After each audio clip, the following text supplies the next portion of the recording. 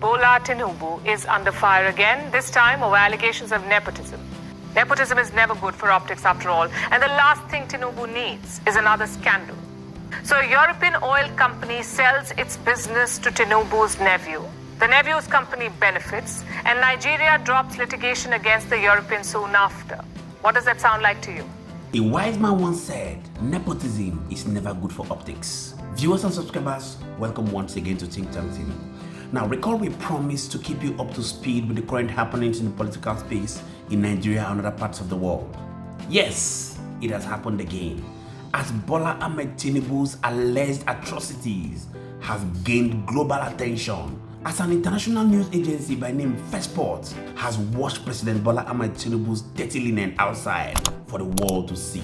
Trust me, this will make you hide your face in shame. Take a look. Bola Tinubu is under fire again, this time over allegations of nepotism.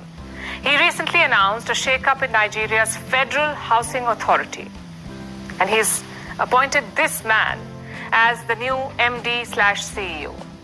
Oyetunde Ojo is a former Nigerian MP. He served from 2011 to 2015, but he failed to get re-elected in the 2015 election. After that, he turned to business, reportedly in the oil and gas sector, and now he's the CEO of a housing authority. What's his qualification? Apparently, over a decade's worth of experience in the housing and hospitality industries. That's what the Nigerian government said while appointing him. But exactly when did this happen? When did he get the time to acquire this decade's worth of housing experience? It remains a mystery, but the Nigerian government insists that he is the best man for the job. Of course, they need to hype up his credentials to deflect from his other big achievement. And what's that? Being married to Fola Tinubu, the oldest daughter of President Bola Tinubu. Nepotism is never good for optics after all, and the last thing Tinubu needs is another scandal. The Nigerian president has been racking up controversies ever since he took office. The last one was about an oil field, an offshore oil block called OPL 245. It was a disputed field bought by European oil giants Eni and Shell.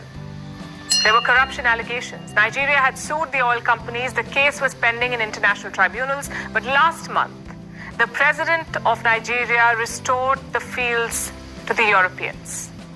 He ended all legal disputes over the offshore field and called for the matter to be resolved amicably.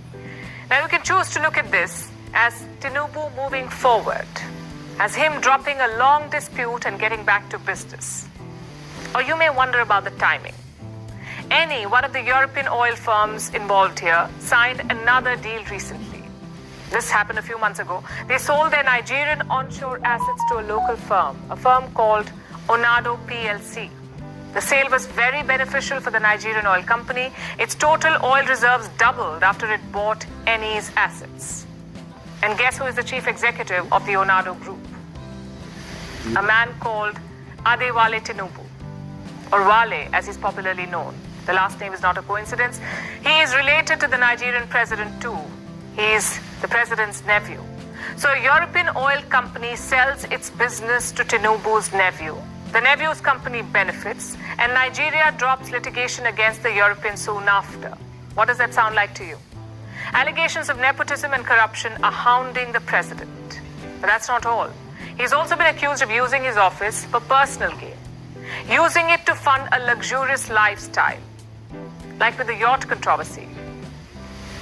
Tinubu became president last year. He took office in the month of May. His government had to release a supplementary budget to allocate resources for this year, and this happened in November. The budget came in November. But while the budget was being discussed, an anomaly came to light.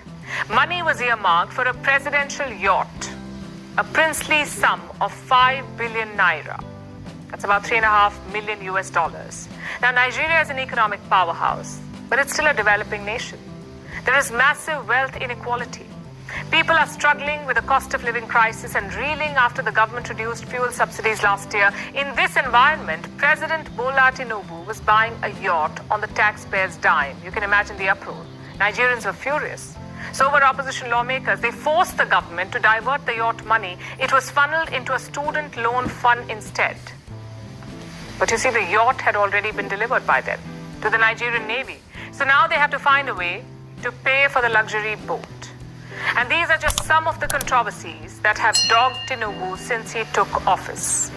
There are others as well, and by the looks of it, there will be more to come.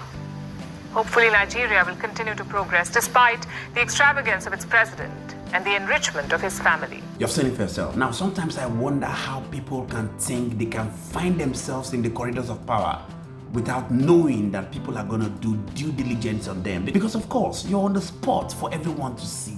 Interestingly, with all the money these guys have amassed for themselves, they keep wanting to gather more and more. I understand the fact that every person wants to keep having money for himself. But the truth is that there are things that you must keep in place for people to see that you have done something tangible. But no, an African man will keep gathering money and heaping money for himself. For what? I don't know. Now, I'm not by any means saying that people should not empower their people or people should not gather money for themselves. But the question is that it should not be at the expense of the people you are leading. Because obviously people have eyes and people are going to do investigations and due diligence of you. But when they begin to find out that the people you keep in position do not have the requisite skill and expertise, it's obviously going to show a sign of nepotism and lawlessness. Now, in the midst of all the hunger and the hardship in the town, it's amazing how our leaders can go ahead to be prioritizing projects and policies that favor themselves. We shared it on this platform, where these guys go ahead to begin to prioritize buying exorbitant cars for themselves, renovating the vice president's house with 15 billion naira in the current economic hardship, where people are crying to even feed. Meanwhile, unfortunately, these guys have all the monies to do these things for themselves. It's just amazing indeed. And when people begin to talk about this poverty, it's amazing how our leaders keep doing the same thing over and over and thinking that there will be a different result. Whenever people talk about poverty, talk about how they are going to be sharing palliative food, how they are going to be sharing cash to Nigerians, how they will be giving monies to the governor, just like I heard yesterday that they are sharing 30 billion to each governor of the state to ensure they ameliorate the sufferings of the people. This money will not get to anybody at the nooks and crannies of the state, and we know it. So why do we keep going ahead to do the same thing over and over again and expecting that there will be a different result? The truth of the matter is that every government will realize that this is a policy issue.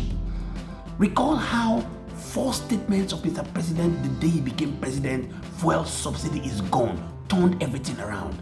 The same way they can bring up policies that they will ensure will affect the lives of Nigerians. But sometimes I begin to wonder that, are you sure that these guys are not really intentionally ensuring that Nigerians remain poor so that they can weaponize poverty and ensure Nigerians keep doing their bidding? Just like the likes of Shehu Kuti have said, Omoyele Sowore, Aisha Yesufu, and all of them, all these people have said it on different platforms at different times, that it's an intentional way of keeping the people poor so that they will not be able to have any mouth to say anything for themselves.